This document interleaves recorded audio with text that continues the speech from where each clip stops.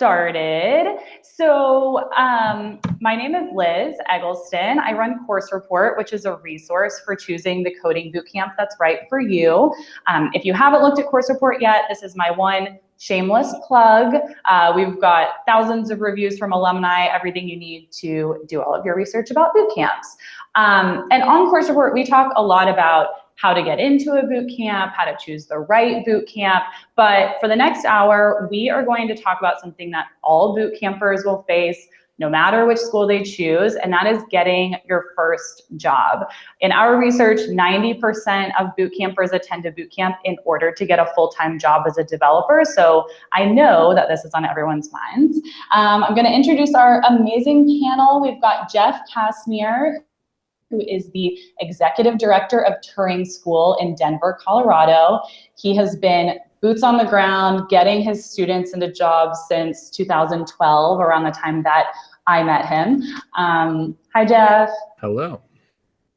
And we've got Rebecca Rombaum. She's the VP of Student Success at Flatiron School in New York City. Although Flatiron School was recently acquired by WeWork, as I'm sure a lot of you know, and so they're quickly expanding. They're in London, DC now. Worldwide. I know, right? Worldwide. As if New York wasn't big happening. enough. Right? Yeah, so I've got a ton of love and respect for both Jeff and Rebecca and their schools. So thank you so much for joining, y'all. Thanks for having me. Yeah. Thanks for putting me in a room with Jeff. I never get to do this. A virtual room. So far away. Yeah. Yay. You'll regret it after this. No, I'm just kidding. Great. Let's talk jobs. A bit of housekeeping. We're going to publish this on the Course Report blog tomorrow, and we'll add a transcription of it next week. It'll be on YouTube afterwards, so you can share it with everyone that you know. And we got so many great questions from those of you who RSVP'd, and we're going to try to answer as many of those as possible. But we also want you to ask questions here too while you're listening. So you can leave a comment in the Q&A app on the right side of your screen, or you can tweet at Course Report, and we will try to answer those questions. And while we're waiting for a few more people to join, everyone just start using that Q&A app. Tell us in the comments where you're coming from, where you are in the job search. Maybe you've already graduated and you're about to start the job search. Maybe you are in a boot camp now and you're nervous about it. Maybe you've heard some like crazy rumors and you want us to confirm or debunk these. Tell us in the comments. I always like to tell people, bring your hardest question. Yeah, your hardest questions. When people are like, oh, do people get jobs? Like, yeah, obviously people get jobs. Otherwise we'd all be unemployed. Like, give us some hard questions. This is true. We will try to ask the hard ones. Okay, cool. So let's start. I think this is relatively hard. Let's start by talking about the job market in 2018. So first, is there even a job market out there for junior developers? A lot of people say that it's flooded. A lot of people say that no one will hire boot campers. What are you seeing? Rebecca. Yeah, I can start. So, I mean, I'll start by saying we've been seeing people get jobs at a rate of over one job per day since the beginning of the year. That doesn't mean to me that there are no jobs out there. Quite the contrary, right? All of the statistics about the gap between the need for technical talent and the existing talent in the market are true. More and more companies need technologists. Colleges are not keeping up with the demand to graduate technologists as quickly as the market is growing. As long as folks are graduating from a program like ours or like Jeff's and making $75,000, $80,000, the market is not saturated, right? That's far and above the average starting salary for a four-year college grad. All of that said, that doesn't mean that you don't need to market yourself in order to get a job. So like any job in any industry, employers are not going to say, yes, give me someone with no accredited credential and no experience. Employers are going to want you to make a case for yourself about why, you know, your experience is akin to or better than that of a four-year college grad. Employers are going to want you to make an argument about why your 5 years as a marketing associate makes you an incredible software engineer for a marketing company. just because there's a giant yawning gap in the job market between available talent and jobs that exist, it doesn't mean that you automatically slot in, right? You need to kind of make it clear that you are the right person for that job. Ronald asked, how prevalent is the stigma that people coming out of boot camps aren't good enough to be hired? And like, do y'all still hear from employers, oh no, I flat out do not hire from boot campers or from boot camps? Or do you think, has that changed over time? Y'all have been doing this for 4 or 5 years now. 20 years. Yeah, I think I definitely hear that all the time. Or we're not ready to hire, junior people right now. So I think that is for sure prevalent. And the part that I take some comfort in is like, okay, your competition will, like, the market value of developers, like somebody who just came out of any program, whether it's undergrad, master's degree, program like Flatiron or Turing, their value versus cost graph is headed this way. And like, you can either choose to hire them like down here or up here, but you're going to want them sooner or later. So the companies, I know it's the same for Flatiron. Like, we have a lot of repeat hire companies, right? So it's like, they are super excited. They tell us like, oh yeah, we love the people. They're doing great work. Like, as soon as we're ready to hire another person, we're coming back. And that's kind of the best endorsement we could ask for. I bet that's really common, like across markets. It's not like just the two of us. Yeah, all of the employers that I speak to say that after they hired their first bootcamp grad, they hired at least one more. And I think there's just that initial leap of faith. And then the person that they hire kind of proves that the bootcamp is legit. And then they come back. Who is hiring? What types of companies are in the market today? For us, I would say it's more diverse than it's been at any point in the past. 2 years ago or 3 years ago, the largest companies that were hiring students were, with rare exception, it was mostly companies of like 200 or fewer employees. And now it's really spread where like some folks are going to your Lockheeds and Boeings and like those kind of enormous companies, and still a lot of like 2-4 person startups and kind of everything in between. So yeah, I think companies, there are a lot of different students coming out of programs, when they know what they're doing, solve a lot of different problems. At the largest companies, it's not that they're not getting applicants, it's that the teams they're on, the teams they have, the people they have tend to need kind of like modernization of practices and skills. And people coming out of a boot camp program usually are strong in that. For smaller companies, they like want somebody who's ready to work super hard and maybe too hard, and is like really fired up about the work. And it's like, okay, like these people are good fits for that. So yeah, they can solve a lot of different problems. Do you recommend internships or apprenticeships ever, or do y'all only recommend that people go into that junior developer role when they graduate? I can quote some stats. So just under half of our graduates take an apprenticeship sort of experience, a full-time paid term limited job that's usually paid hourly or on some sort of contract. And somewhere in the realm of between 50 and 60% take a full-time salary, kind of more traditional, what you think of when you think of full-time job kind of role.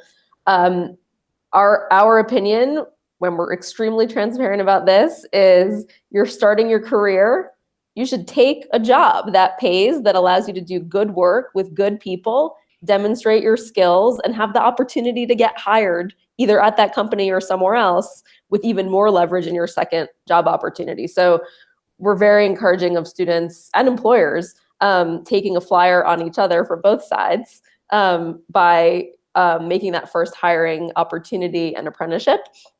And it's also a great way for students to demonstrate their skills. And even if they're renegotiating their salary with that same employer, you have way more leverage after 6 months of demonstrating that you're an amazing employee than you do with no work experience in the discipline 6 months earlier. Yeah, I push people, like, the most important thing is to get a first job. And I would prefer that it's a standard full-time job. Second choice, an apprenticeship. I hate the word internship because to me, that's like the person who does the stapling and fills the coffee and stuff. But Yeah, we have, I would say right now it's about 15% of students will go into some kind of like time limited position. One of the interesting consequences for us is that like, so we do this like SIR reporting, and the SIR framework is not friendly to internships. And so it's actually, or apprenticeships, it's actually brought down our average salary numbers, where if you went into a 90-day thing, we would have historically counted your full-time position after that. And now we have to count the apprenticeship position because it was your first job, even though the whole plan was for you to have the second job, which makes sense. But it also, man, seeing average salary go down sucks. Yeah, more and more. I'm seeing really strong apprenticeship programs at larger companies like Pinterest and Airbnb. And I personally see those being so valuable. And it's like, if you take an apprenticeship at a huge company where you're going to, go into this amazing role afterwards, like, why wouldn't you? Megan, but that's a good point that you brought up about like schools actually being able to report that back. Yeah, and it doesn't matter for the student. Like, I don't want any student to make a decision based on what's good for our stats, right? Totally. It's painful when I was like, how is this average going down? And then we look at like, well, this, and you're like, oh man. Yeah, I think getting into those positions is really valuable, and exactly as Rebecca said, like, having at the beginning, you have zero leverage. There are like lots of other people like you. And when you get in and prove yourself to get work done and be good to work with and all that, and then it's like, hey, actually, I'm going to walk. They're like, no, stay. Yeah. Megan asked, how can bootcamp grads find internships or apprenticeships when so many have current student status as a requirement? Is she just not looking in the right place, or are there specific apprenticeships that you've seen like be interesting? We just had a recruiter from a very large technology company speaking to our team, and he said that they get 2 million applicants for their internship within 2 days of putting it up. That's not a pool I want to be in. The way we encourage our students to look for opportunities, apprenticeship, internship, or full-time job, is to connect with real people. And so I would say the place to look for jobs is to find real people and strike up conversations and connections with them. Call this networking. We call it connecting with people because networking has this negative connotation for some people. I love networking. I think networking is super cool, but whatever the name is that you want to use, connecting with real people is the place to look for jobs. Because if you look on a job board, you're getting into the opportunity in the same way as those 1,900,000 other people.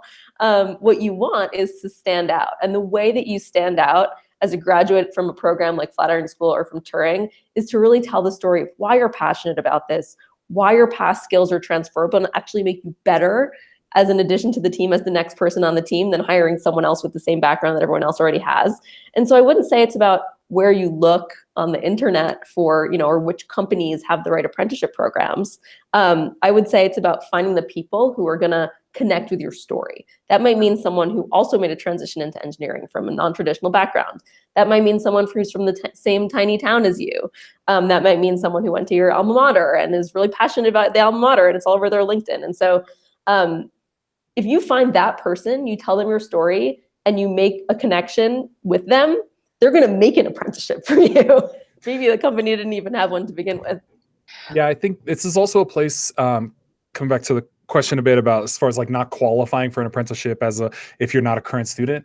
That's a place where I think the program itself and like program staff can be helpful, where somebody like one of the two of us reaches out and is like, hey, can we talk to you about this thing, and kind of introduce the idea of the program, because they've written up the description for the 99% case, or the 90% case, and you're not that person. But those rules typically don't actually matter to the company. It's just like somebody put it on there. So I imagine, Rebecca, the second half of the 2 million applicant thing is that they went, but if you come through this link with Flatiron, then you're going to get some special consideration. Yeah, I mean, we have a whole team at Flatiron School that's focused exclusively on evangelizing for students with companies. So there's a team here, and all they do is talk to companies all day about why it might be a good idea to connect with a Flatiron grad, and consider building an apprenticeship, or take a flyer on them for that full-time job that says you have to have 2 to 5 years of software engineering experience. The other side of that is part of the student success team is also career coaches who work with students on doing that themselves. So everything our partnerships team is doing company facing, you have a career coach coaching you on how to do that same thing for yourself. And that's really what I'm talking about getting in front of a person who wants to hear your story. Yeah. Okay, Emmy asked a good question, and I think, Rebecca, you support both online and in-person students, so I'm curious what you see. She said, from an employer's perspective, how do they evaluate online boot camps versus in-person boot camps? Do y'all have experience with that? I have not really heard employers articulate that they think there's a difference. Our curriculum is the same. Our assessments are just as rigorous. The career services support is the same. And so we don't represent to employers that there's a difference between the graduates of the two programs, other than that, hey, if you're located somewhere where we don't have a physical campus, good news, there's a Flatiron grad for you. But we treat the programs the same internally. And I haven't heard anything about employers kind of treating them different in the job market.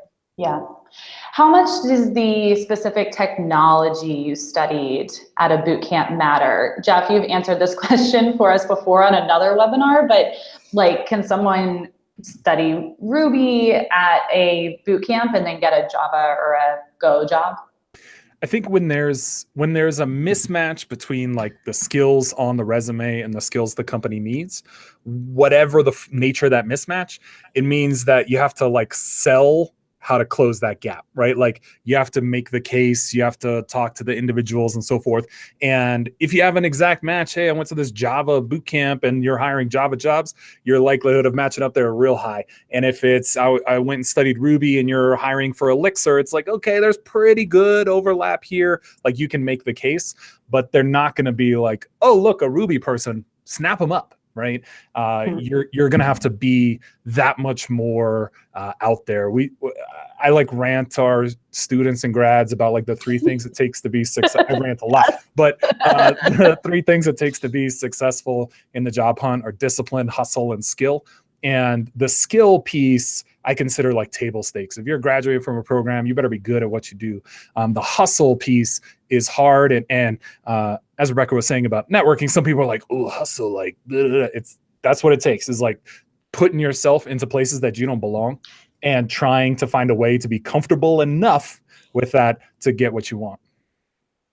Cool. I get this question, or we got this question a lot. Is there a language or a framework or something, a specific technology that you recommend people study after they graduate, like in their time between graduating and getting that first job, when they're kind of doing that self-learning? Because there's something hot right now. What do you think about that? I specifically asked you to answer this question. Okay. Well, then I'll answer. I mean, I can harken back to the previous question a little bit. So I think, if we were teaching exclusively what was most widely used in the market, Ruby would not be that thing. We teach Ruby and JavaScript. And so we think it's important that students get experience with 2 different languages. It's easy to then make the argument to an employer that, hey, I've learned that this particular thing in Ruby is idiomatic and is actually completely different in JavaScript. Or I've learned that this pattern is a pattern across multiple languages, and I'll learn the same thing in Python really fast. And so I think part of selling yourself for a job in a different language that you didn't learn is selling your ability to learn quickly, selling how quickly you just learned, and best case scenario, you do a little project, you build tic-tac-toe in Java so that you're showing and not just telling the employer what you can do. But this is, again, around no one's going to look at your resume for a Java job when you learn Ruby and JavaScript exclusively and say, like, this is my perfect candidate. You might be the perfect candidate, but it's your job to make that case. And sort of the way that we're set up in student success is that, your coach is helping you make that argument and you practice it. But it takes hustle. As far as what to study kind of after school, my answer would be to let your job search drive that. And so ideally you're making connections with lots of people. Of course you are encountering languages and frameworks that you did not study at school. And so to my mind, your time is well spent if you're building little things to demonstrate that you are indeed able to pick that language or framework up very fast.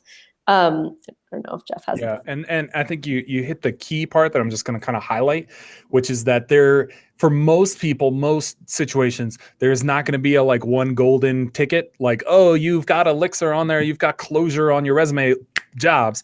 It's the process piece that you're like, okay, one of the things people I think are nervous about in hiring people coming out of a program or undergrad or whatever is, okay, you delivered on all the things you were told. When you were told what to do, you delivered.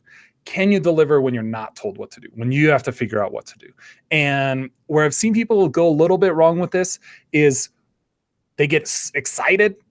They also are finding a way to not job hunt. And so they're like, for these 2 weeks, I'm doing Java. And next 2 weeks, I'm doing Python. The 2 weeks after that, I'm doing C#. And it's like, your marginal returns there is like significantly downward sloping.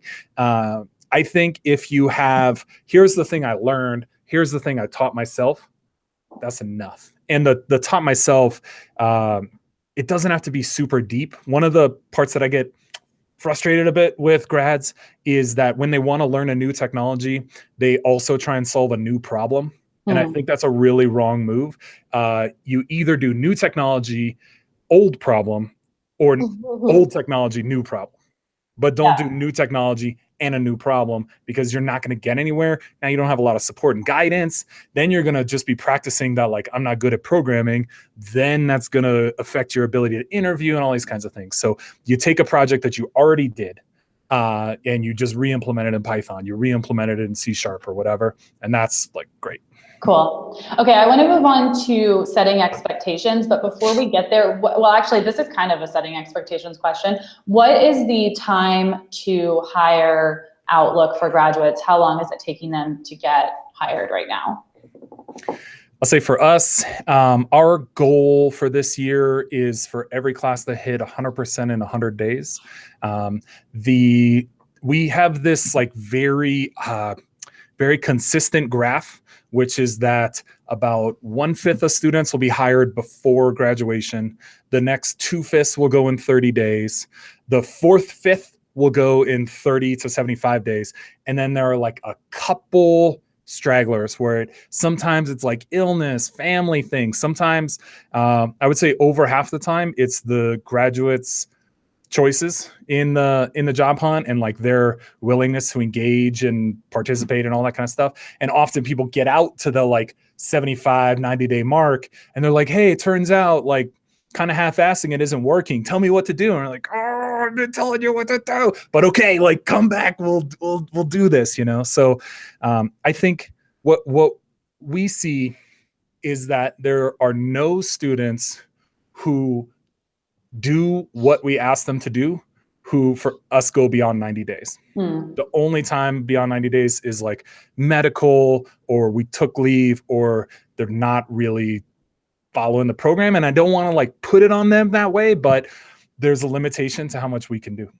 So there are like differences between folks that are getting jobs in 45 days versus those that take like 100+ days. Yeah, and it's not the programming skill. That's the thing people like misunderstand, is that it's like, oh, the best programmers go first. No.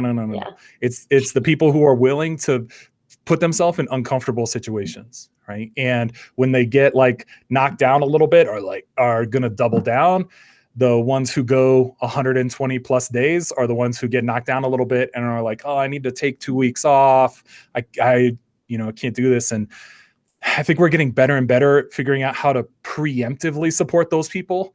And it's a little weird to go to somebody before graduation and be like, hey, based on your work, we've seen a lot of people like you go into these extended job hunts. And so let's try and intervene now. And they're like, me? Not me. But it's working slowly. Rebecca, are you seeing like kind of similar timelines? Yeah, I think someone just said a great thing to me about debugging your job search, or sort of not taking shortcuts when you're writing your job search program.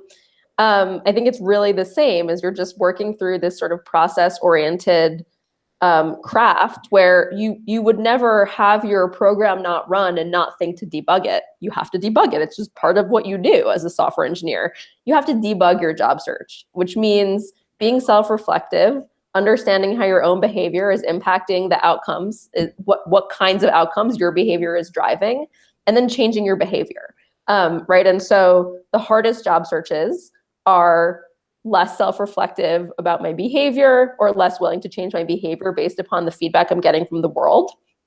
Most successful job searches immediately and quickly debug their job search, right, based upon that self-reflection. And it's tough because this is sort of the vibe you're putting out, the story you're putting out about you as a person. So it's hard to debug that, right? Maybe harder than it is to debug a program in a terminal. But super successful job seekers are really reflective about what they're doing, reflective about the feedback the market is giving them on those behaviors, listening to their career coaches, engaging in a conversation about what they can try next, and just make quick iterations until they see better responses from the market. Yeah. It hooks back for me to the question about like saturation in the market. If you imagine like high performing student or you know, like a person who does what they're supposed to do, they talk to 8, 10, 12 companies, they interview 3 times, they get a job and they're off the market. The person who, as Rebecca's saying, like doesn't listen to the process, doesn't listen to the feedback they're getting, they're applying for jobs. And essentially what they're doing is creating noise in the system, right? So that person might apply for 80 jobs. And then other people in the industry are like, look, like half these applications, they're not good, or they don't know what they're doing, or like, see, bootcamp people don't get jobs. And it's like, it's that there's a over-representation, like you oversample the folks who are struggling in their job hunt for one reason or another. Okay, so we're going to talk about just, you know, what you should rely on your bootcamp to do and what you should expect to do yourself in the job search. And we have someone joining, Daniel, who graduated in April, and he asked a couple of questions. The first was, well, I think the most telling one is, how can I find a job coach if my bootcamp didn't offer that? And I think like Turing obviously does really hands-on work here. Flatiron, Rebecca, you've talked through what y'all offer in terms of like not only evangelism, but also having those assigned career coaches. So I guess this is kind of 2 parts. A, Daniel's question, like if your bootcamp doesn't match you with a job coach and like guide you through the process, how should you find that mentorship? And B, should you even expect, you know, someone to be guiding you through that, or is some of this on you? I mean, I think when you're choosing a program, asking questions throughout the admissions process is really important about what does career support look like? What does the job search support look like? Is the school involved? How involved? We actually have a bunch of free resources and kind of open source our job search framework. I think it's at nobrainertechhire.com. You can download an ebook about how to follow our framework, why our framework is what it is. It's called the Career Services Commitment. It's all the things that your job search should entail, and the things that your career coach, if you're a Flatiron grad, will hold you accountable for. If you're looking for someone to assist you in a job search, you know, there are coaches on the market, independent coaches who do career coach work. But part of what you might need is just an accountability partner, right?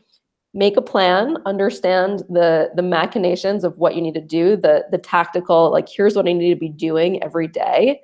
At Flatiron School, we also provide graduates with a career prep curriculum that explains how to execute those requirements in a kind of best practice driven way. So not just make contact with 8 individuals related to software engineering, but what should a contact look like? So if you're doing this independently, maybe do some research on what that looks like.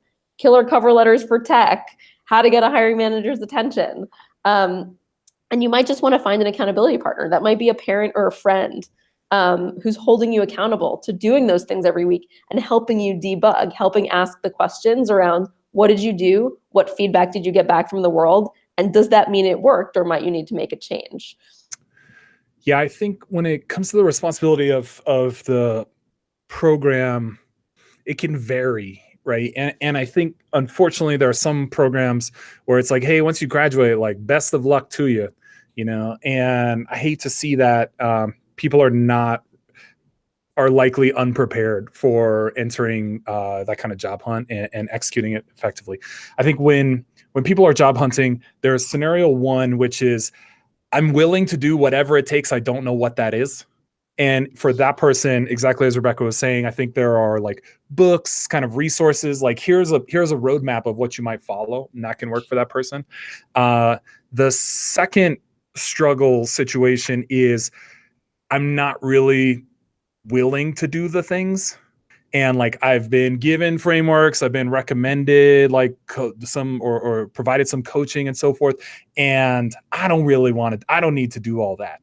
That's a real dangerous situation. And no one like self-identifies that way or plans that, but we definitely see that scenario. The third one that worries me, I guess, about the question is the person who's like doing the stuff and is like, hey, can I get some feedback on this? Hey, can I get some support with this? And it's like, you paid your tuition and graduated. We'll see you. That sucks. And to me, that's like not ethical from a program standpoint. Our stance with students is like, if you're putting in, then we will always put in, and we'll put in like at least as much as you're putting in. And it doesn't matter whether it's 100 days, 200 days, 400 days, second job, third job, I don't care. If you're putting in, then like we're in for your success. The ones that just like grind your gears when you're doing this work is where it's like, hey, did you do this? Hey, did you go to this interview? Hey, here's the intro. Hey, I got somebody coming in tomorrow. Would you meet with them? And it's like silence, nothing. And then they're like, oh, so-and-so doesn't help me. It's like, yeah, so that's good advice for people who may be joining who have not yet chosen their boot camp, is that asking those questions about the career search and how hands-on the bootcamp team is going to be in your career search. If that's important to you, then like you have to ask that up front. Don't be afraid to ask those types of things. Yeah, I think it's also a thing just to mention that it can change over time. So Rebecca's been doing this work at Flatiron forever, since the earliest days, and has a team, and they're all like super organized and stuff. And I would say career services, like career support, has not always been a strength of ours. And so there are reviews on Course Report that say like, oh, love the program, could have used more help with my job hunt. And it's like, you're right. And so like we made changes to that, and I feel really happy with where our job support is now. I think there's been learning over time. And so I'd cut that both ways. Like with a program, if you read something that says like, oh, job services were great, I would want to ask the question like, hey, I read in 2015, your job services were excellent. Like, are those folks still around? How's job support changed since then? And if you talk to somebody like us and you're like, hey, this got 3 stars out of 5. Like, what happened to those other 2 stars? I'd be like, we fixed it. That is very good advice. Okay, y'all, this was our #1 most asked question when I asked for questions from people that RSVP'd for this. Is age a factor for our viewers who are 50 and above? Should they be setting different expectations, or can they use all of the same recommendations in this webinar as like a younger graduate? This is always the most asked question. So several people who ask this question, you're not alone. I get this question on every webinar we do. So employers really value other experience. I say this, and I'm not sure because I can't see your faces if you really believe me, but I've seen over 1,000 job searches. I've been at Flatiron School for almost 5 years. And students who genuinely understand the skills that they have, the way that they're applicable to the software engineering role, the passion that they have developed for software engineering and the craft because they've done other stuff and they didn't feel this way about it, and how to be an employee, how to show up at work, what to wear to work, how to collaborate across teams, how to manage stakeholders, how to manage up, how to manage down, how to manage peers.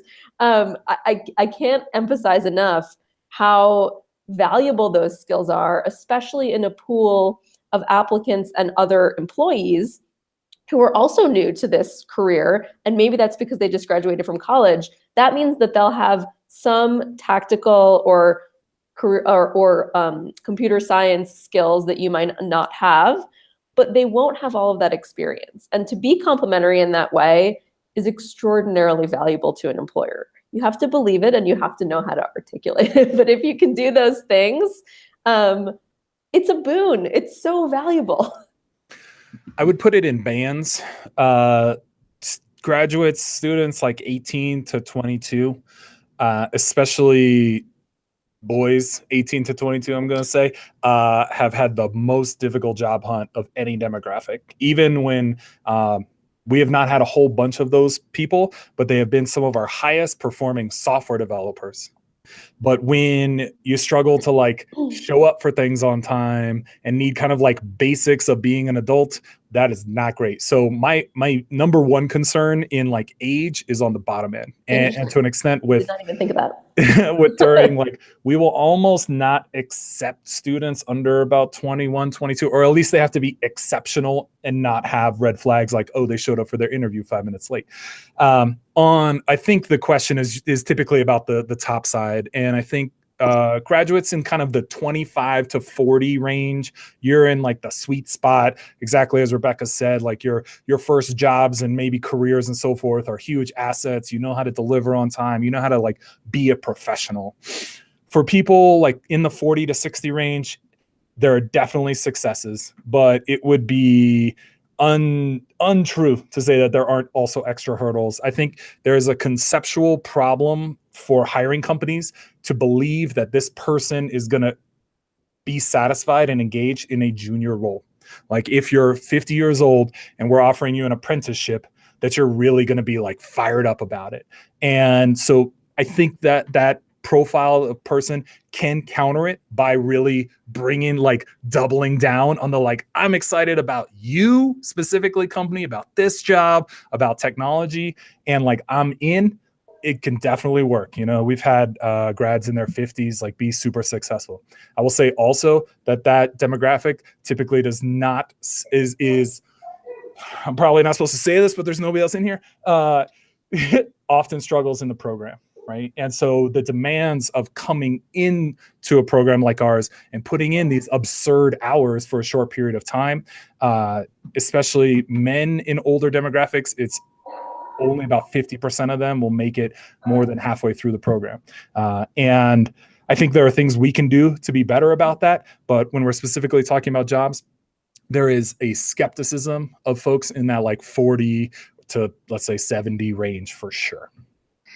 So, okay, so let's talk about actually running the job hunt. I was going to ask a question that's actually similar to this one, but I think Federico, who's joining us, asked it even better. He says, I find that the biggest problem I have post-coding bootcamp is managing myself now that my time is suddenly unstructured. Any recommendations on how to keep this opportunity from getting away from me? And I think that is an awesome question. Like, this can be a personal process. How can graduates organize themselves for success when they're doing this job search alone? So, I mean, one of the things that I mentioned a little bit earlier was that your career coach after Flatiron School acts in part as an accountability partner. That's no joke. So articulating your goals, externalizing them either to a piece of paper or to another person, and then holding yourself accountable or asking someone to hold you accountable goes a really long way. So writing down what you're supposed to get done or telling someone else what you're supposed to get done and then being responsible for doing it. And then the second thing that we tell grads is to schedule your day as though you were at school. So there should be a block of time when you're coding, when you're working on projects. There should be a block of time when you're following up with conversations you had last week. There should be a block of time when you're sourcing contacts for new conversations from your network or from LinkedIn. There should be a block of time where you're writing emails to those people. You should be tracking all of this. At Flatiron, we give you a tool that's a very fancy spreadsheet on which you track all of this so that you and your career coach together can follow up, but you can do that yourself as well, right? What contacts are open? Who did I not follow up with?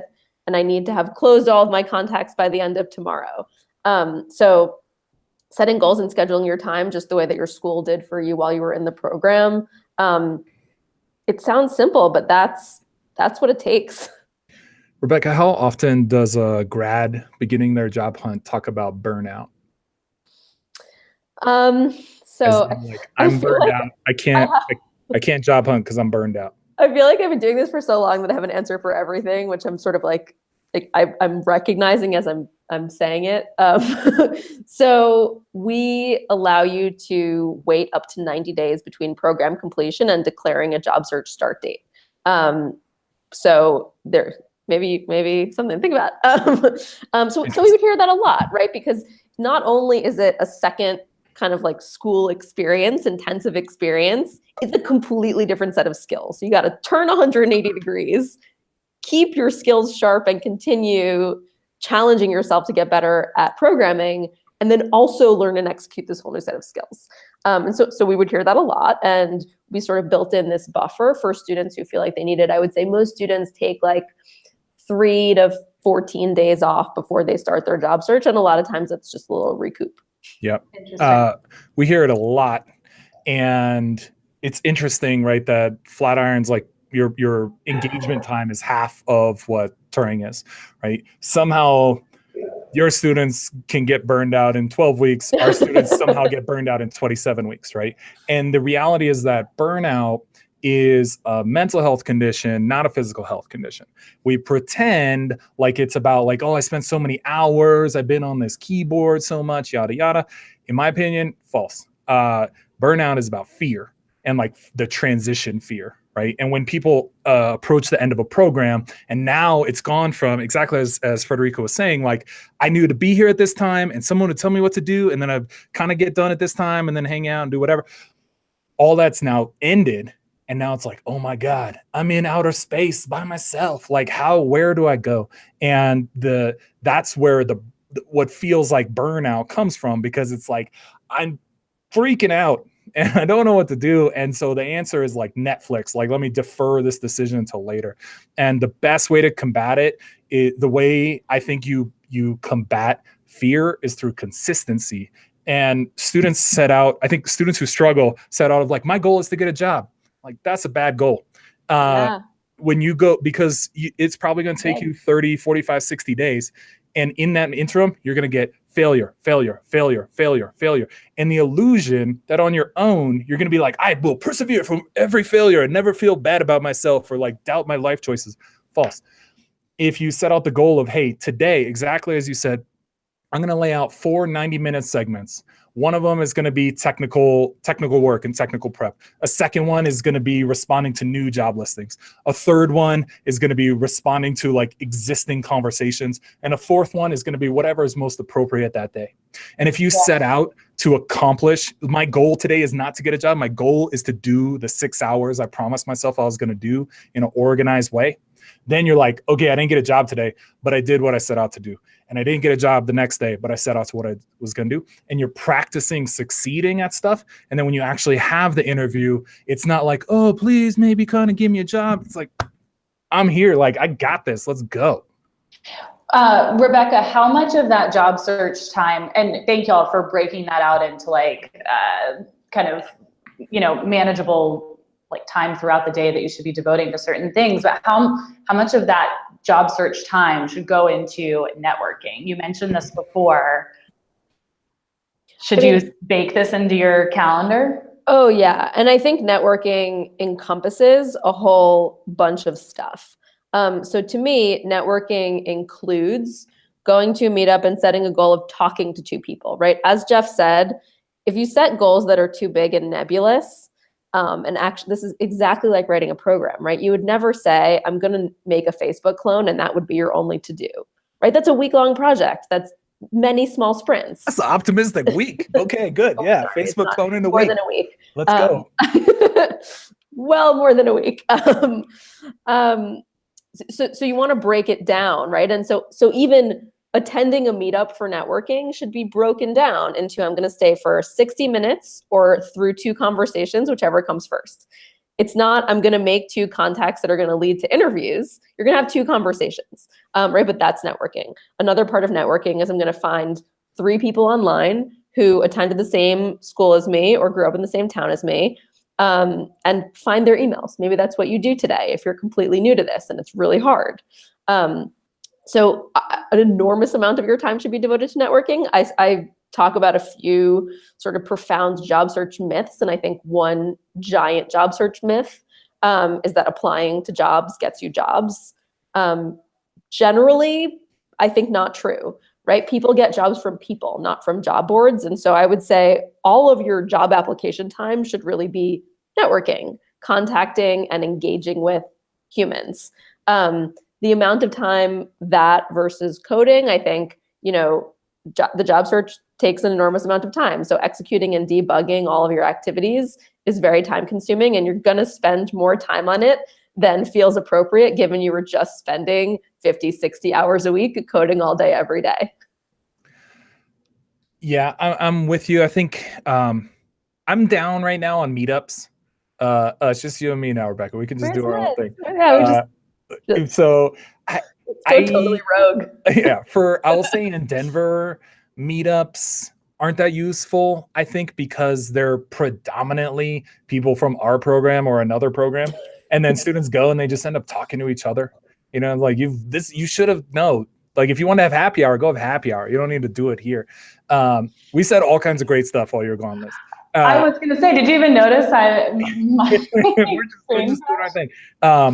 I think the smaller the meetup, the better. I think there's sometimes the feeling of like, oh, if I go to, I used to be in DC, there's like DC Tech Meetup, and it's like 1,000 people. Like there's got to be jobs in there. Yeah.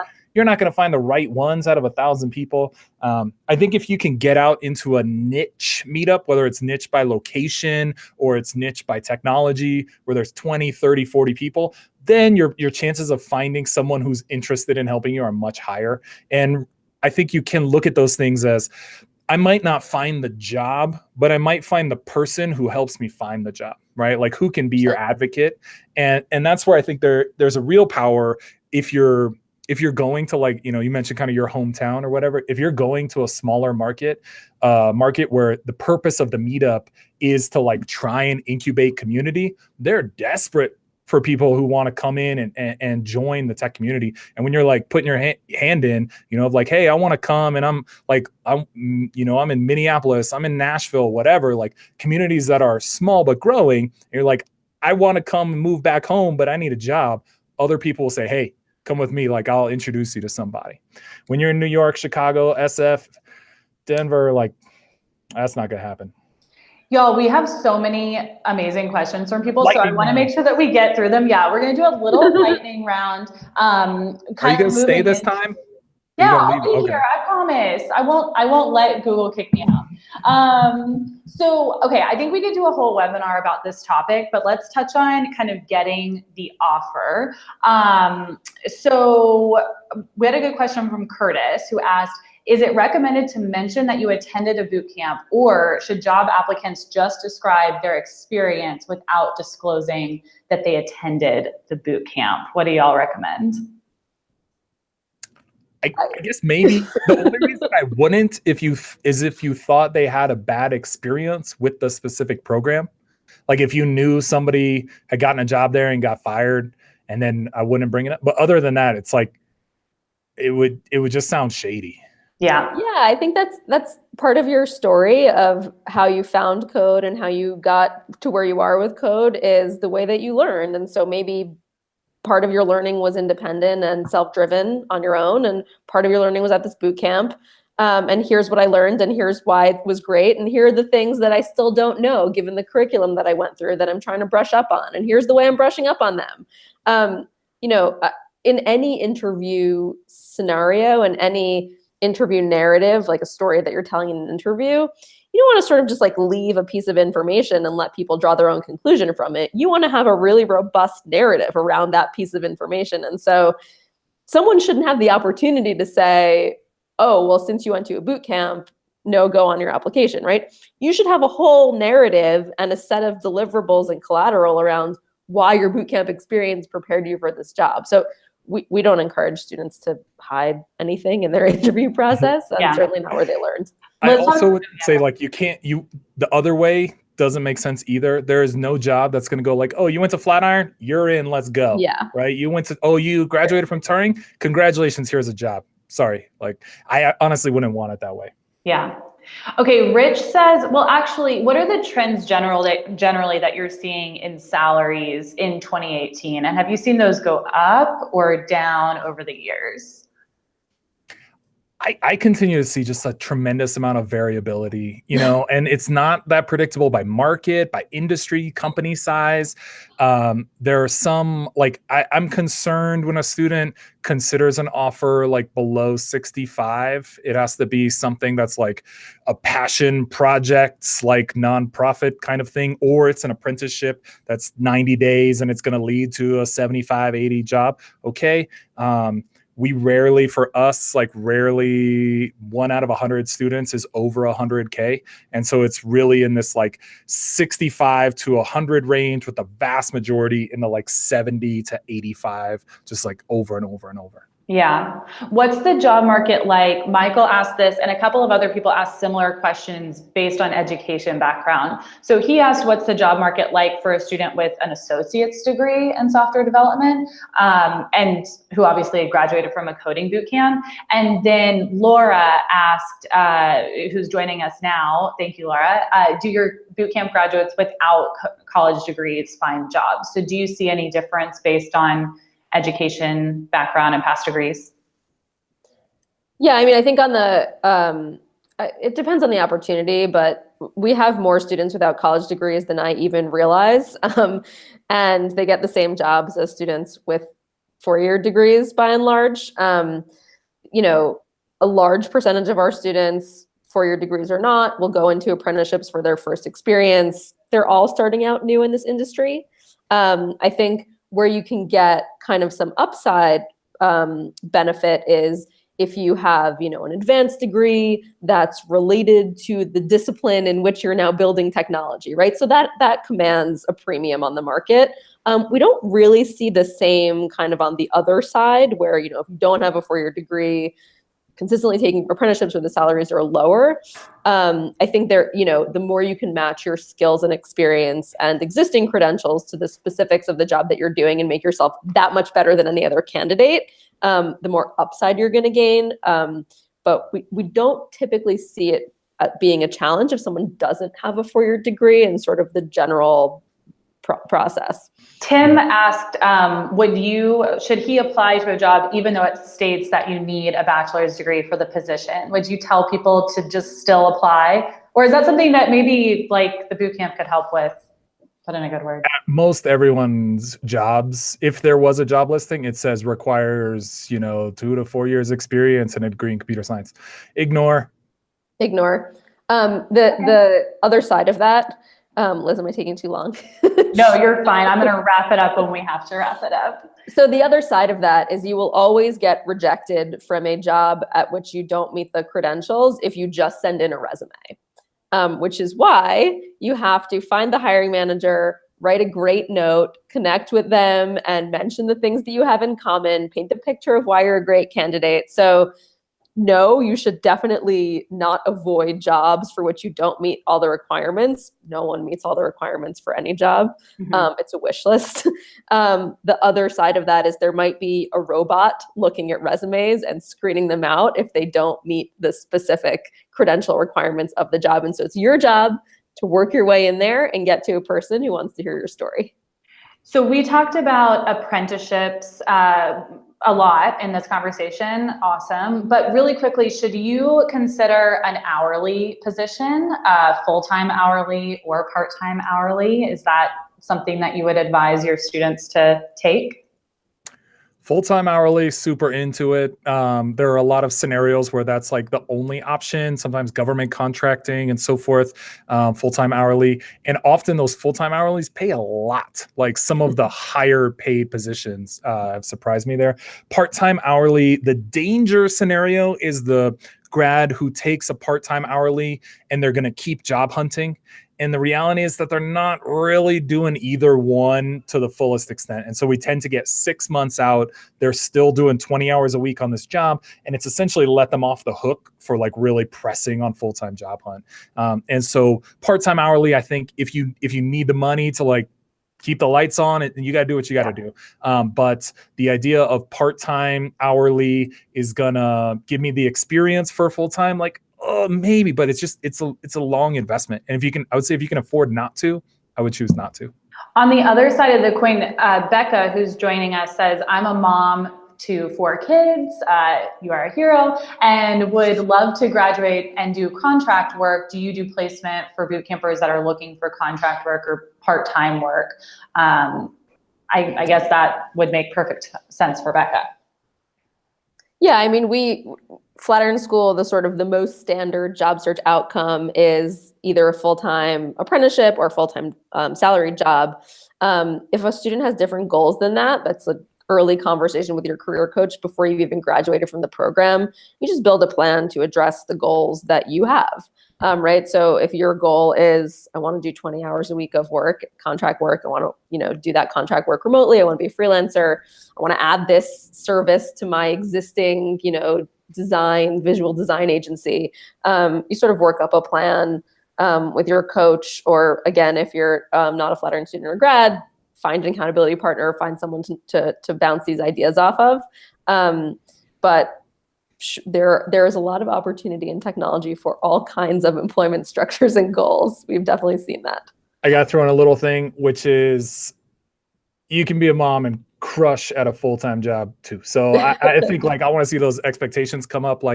We have students come through who are single moms and they're putting in these ridiculous hours, which I then feel morally questionable about, but it leads to job scenarios that are amazing, full of opportunity, great work hours, great leave policies and all that.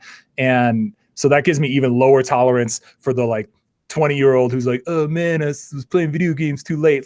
This lady was doing bedtime and had to work from 10 p.m. to 1 a.m. to make it and I think parents know how to work hard and work efficiently, and you can be super successful in a program. You can be super successful after the program, and you deserve more than just doing contract work.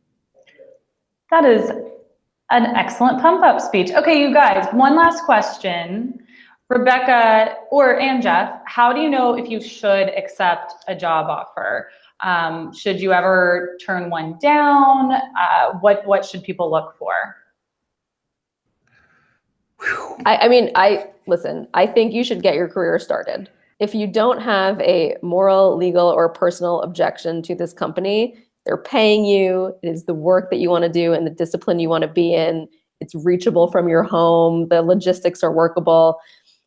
Taking that job will give you more leverage to demand more of the things that you want in your next job. And so our institutional opinion is that you should take that job. Of course, if there's something objectionable about the position or the company, or they're paying you all in equity and in no cash or something like that, we'll have a conversation with you, but perhaps no, don't take that job. But a first job is an opportunity to gain leverage, to get what you want in your second job. Love it. Yeah, I don't like somebody turning an offer down unless they got another offer. Yes, if you have 2 offers, you can turn one down. If you got 2, 3, 4, then yeah, pick the one you like. It's tough because it's in our self-interest, right? To say take your first job, we won't have that time to hire super short and so forth. So I say with hesitation, but I think Rebecca's exactly right that I draw this pie chart of what percentage of jobs are open to you as a recent grad, and it's 1%, 2%, and as a person with 6 months or a year experience, it's now 5%. And if you have 2 years experience, it's 25%. The pool of jobs, even at just a decent place, a place where you're going to be reasonably respected, reasonably compensated, reasonable commute and all that. 2 years from now, the world is open to you. And so I think getting that started is usually the right choice. Well, this was all amazing advice. We have to wrap up because it's 5 o'clock, but I don't think we've answered more lightning round style questions in a webinar in a long time. We're going second hour. But Rebecca and Jeff, thank you so much for joining us. Super valuable information. You laid it out really clearly. To those of you who joined and asked questions, thank you so much. You made this webinar great. And if you're watching and you want to get in touch with Jeff or Rebecca or Flatiron School or Turing, I will put contact info in the description of this video. And of course, tweet at Course Report, email us, let us know what you'd like to see on the next Course Report live webinar. We'll see you on the next one. Thanks, Liz. See you, Jeff. Bye. Bye.